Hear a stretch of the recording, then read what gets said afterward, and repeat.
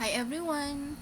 For today's video, gagawa po ako ng smooth and creamy ice candy mango flavor. Gagamit po ako dito ng 1 kilong mangga. Hiniwa ko po ito sa magkabilang pisngi. Pagkatapos ko po itong hiwain, hiniwa ko naman po sa maliliit na piraso. At sa pamamagitan ng kutsara ay kinayod ko po ito at inilagay sa isang lagayan. Pagkatapos ay itinabi ko po muna. Sunod naman po ay naglagay po ako ng 3 pitsil na tubig sa isang kaserola. Sunod ay inilagay ko po yung 3 cups na cornstarch.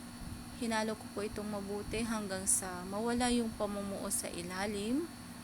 Pagkatapos ko po itong haluin, ay inilagay ko naman po yung 1 kilong asukal, 1 latang condensed milk, mango flavor. Naglagay din po ako dito ng konting asin. Pagkatapos ay hinalo ko po itong mabuti at niluto sa mahinang apoy lamang sa loob ng 45 minutes.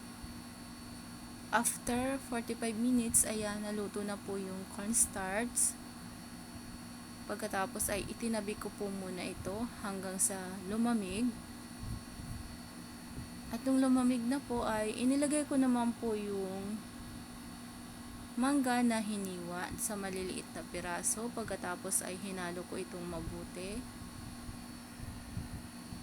Pagkatapos ko po itong haluin, sunod po ay binalot ko na po ito sa isang plastic ng ice candy.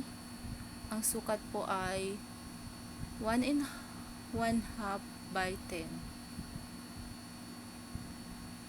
Pagkatapos ko naman po itong balutin ay inilagay ko po ito sa freezer sa loob ng 6 na oras. Ay matigas na po ito. Tapos ayan. Tapos na po. Thank you for watching. God bless.